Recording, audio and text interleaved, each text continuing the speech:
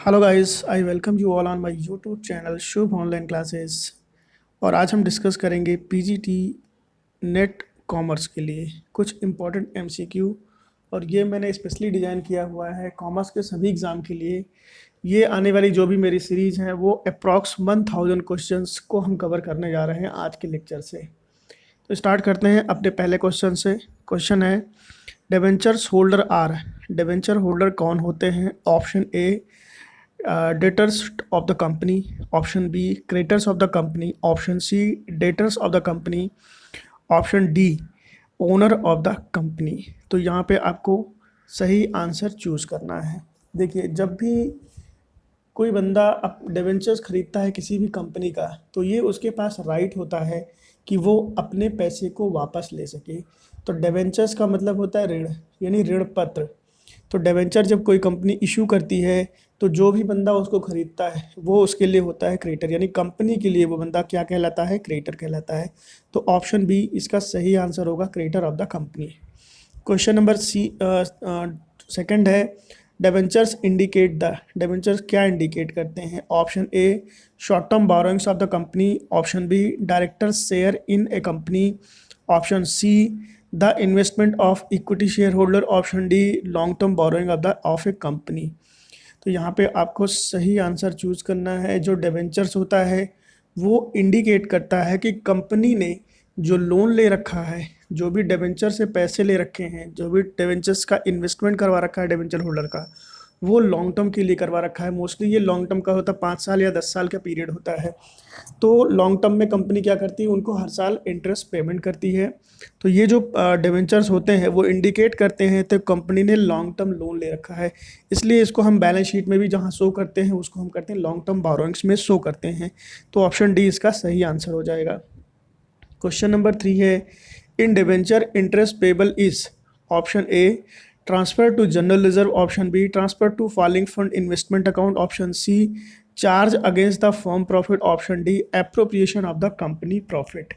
तो ये जो क्वेश्चन है, डिबेंचर का इंटरेस्ट जो पेबल होता है वो किस तरीके का होता है? क्योंकि जब भी हम किसी भी डिबेंचर होल्डर को पेमेंट करते हैं उनके डिबेंचर्स के अगेंस्ट में, तो ये जो हमारा पेमेंट है ये हमारे प्रॉफिट को कम करता है। तो ये होता है चार्ज अगेंस्ट फर्म प्रॉफिट। तो ऑप्शन सी इसका जो सही आंसर हो जाएगा, charge against the firm profit. Question number 4 है, the owner of the debenture is qualified for. जो डिबेंचर के मालिक होते हैं वो किसके लिए क्वालिफाई करते हैं? Option A fix rate interest, option B company voting rights, option C firms profit share, option D fix dividend.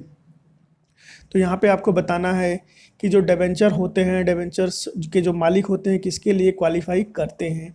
तो सबसे बड़ी बात होती है, जब भी आप कोई डिबेंचर खरीदते हैं तो वहाँ पे एक डिबेंचर से पहले एक परसेंटेज लिखा रहता है। उस परसेंटेज का मतलब ये होता है कि कंपनी से उस रेट से डिबेंचर जो होल्डर होते हैं उनको इंटरेस्ट मिलेगा। तो एक फिक्स रेट होता है जो इंटरेस्ट कंपनी लाइबल होती है कि वो उसको पेमेंट करेगी। तो ऑप्शन ए इसका सही आंसर होगा, fix rate interest. Question number 5 है, on company liquidation the principal amount of debentures is return. किसको रिटर्न होगा जब कंपनी एक लिक्विडेट होगी? तो उस कंडीशन में option A after equity capital, option B before equity capital, option C last of all, option D first of all. तो यहाँ पे आपको ये बताना है कि जब एक कंपनी लिक्विडेट होती है तो प्रिंसिपल अमाउंट जो होगा डिबेंचर्स का वो किसके पहले रिटर्न होगा। तो यहाँ पे सबसे पहले मैं आपको बता दूँ कि जो जितने भी आउटसाइडर होते हैं उनका पेमेंट कंपनी पहले करती है at the time of liquidation.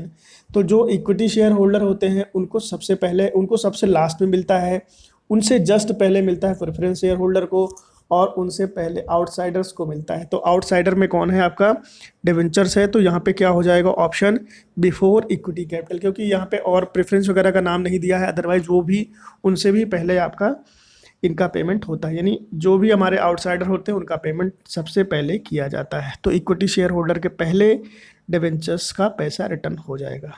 Question number 6 है, which of the below mention statement is not true. आपको बताना है कौन सा ऐसा है जो रॉन्ग है। ऑप्शन ए है, the issue price and redemption value of debentures can not differ issue price और रिडम्पशन वैल्यू क्या डिफर नहीं हो सकती है? Option B, interest on debentures is charge against profit. Option C, it is common to prefix debenture with the agreement interest rate. Option D, a debenture is a kind of public borrowing. तो इसका आपको सही answer देना है। देखिए, सबसे बड़ी बात है, जब एक कंपनी से डिबेंचर्स को इशू करती है तो वो 3 कंडीशन में इशू करती है। पहली कौन सी कंडीशन है? एट पार की कंडीशन है। जो सेकंड कंडीशन है वो है एट प्रीमियम की, और जो थर्ड कंडीशन है वो है एट ए डिस्काउंट की कंडीशन। तो 3 कंडीशन में इशू करती है। अब रिडम्पशन की बात होती है कि रिडम्पशन कैसे कैसे कर सकती है। तो रिडम्पशन का जो कंपनी मान लो 10 रुपये में इशू किया है, कोई ज़रूरी नहीं है कि वो 10 रुपये ही वापस करे। तो यहाँ पे जो रिडम्पशन है वो ज़रूरी नहीं है कि आपका 10 रुपये हो, वो हो सकता है कंपनी 12 रुपये कर रही हो, या हो सकता है कंपनी लिक्विडेट हो गई हो और 8 रुपये ही रिटर्न कर पा रही हो।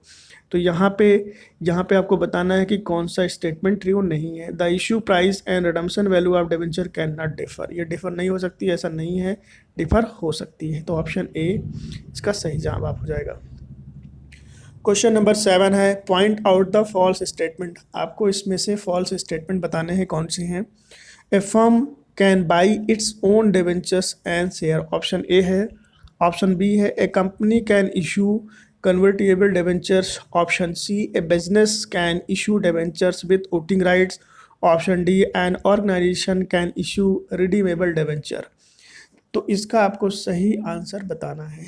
इसका जो सही आंसर होगा वो होगा ऑप्शन नंबर सी, क्योंकि एक डिबेंचर्स इशू होता है, क्योंकि a business can issue debentures with voting rights.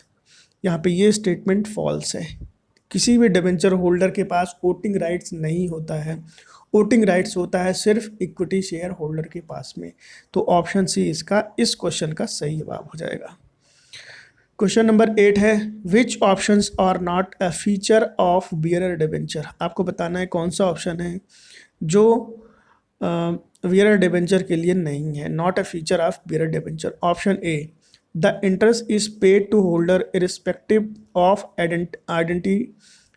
It is, option B, it is transferred by mere delivery. Option C, the transfer of bearer debenture require transfer deed. Option D, it is a negotiable tool. तो इसका आपको सही answer बताना है आपको। Which option are not a feature of bearer debenture? तो यहाँ पे इस क्वेश्चन का जो सही आंसर होगा वो हो जाएगा option number C, the transfer of bearer debenture require transfer deed. बिल्कुल होना चाहिए, क्योंकि जब भी कोई चीज़ लिखित एग्रीमेंट में नहीं होती है तब तक वो काम नहीं हो सकता है। तो यहाँ पे बियरर डिबेंचर की बात हुई, बियरर डिबेंचर के लिए आपको ट्रांसफ़र डीड होना मस्ट होता है। क्वेश्चन नंबर 9 है, debenture application account is the form of. कौन सा फॉर्म है? Option A current account, option B nominal account, option C personal account, option D real account. तो आपको बताना है यहाँ पे कि कौन सा फॉर्म ये हो सकता है। तो ये होता है पर्सनल अकाउंट, क्योंकि डिबेंचर एप्लीकेशन कोई एक पर्टिकुलर बंदा करता है या एक ग्रुप करता है, तो वो सारे पर्सनल ही होते हैं, तो वो आपके क्या कहलाएंगे? पर्सनल अकाउंट कहलाएगा। क्वेश्चन नंबर 10 जो कि आज की वीडियो का लास्ट है, और हम आने वाले कुछ दिनों में 1000 क्वेश्चंस अप्रॉक्स लेके आने वाले हैं अपने यूट्यूब चैनल पे। तो आप अपने दोस्तों को भी बताएं कि हमारे यूट्यूब चैनल के साथ जुड़ें और अपनी प्रिपरेशन बहुत अच्छी करें और अच्छे मार्क्स लेके आएँ। अप्रॉक्स 90% प्लस मार्क्स हमारे वीडियो से आने वाला है, ये मैं गारंटीड आपको देता हूँ। और आज की वीडियो का जो लास्ट क्वेश्चन है वो है, the form of a discount on issue of debenture is in the nature of. कौन से नेचर का होता है? Option A deferred revenue expenditure, option B capital loss, option C revenue loss, option D none of the above. तो यहाँ पे आपसे question पूछा गया है, the form of discount on issue of debenture. जब भी एक कंपनी डिबेंचर को इशू करती है डिस्काउंट पे, तो वो उसके लिए किस नेचर का होता है वो? तो यहाँ पे होता है ये कैपिटल लॉस होता है, क्योंकि बिजनेस में जब कोई कंपनी डिबेंचर्स को इशू करती है, अगर वो 10 रुपये के डिबेंचर को 10 में इशू करती है तो उसको कोई नुकसान नहीं होता, लेकिन अगर उसको उस प्राइस से कम पे वो इशू करती है तो उसको कैपिटल लॉस होता है, क्योंकि जो भी पैसे हमें मिलते हैं डिबेंचर होल्डर से वो हमारे कैपिटल को इंक्रीज़ करते हैं। अगर हमने उस पर डिस्काउंट कर दिया तो ये बिज़नेस का कैपिटल लॉस कहा जाएगा। तो ये था आज का लास्ट क्वेश्चन। उम्मीद है आपको क्वेश्चन सारे समझ में आए होंगे। कहीं कोई दिक्कत होती है तो आप हमें कमेंट करिएगा, उम्मीद करेंगे हम आपको रिप्लाई ज़रूर दें। वीडियो पसंद आया तो लाइक और शेयर करना बिल्कुल ना भूलिएगा। Thank you so much.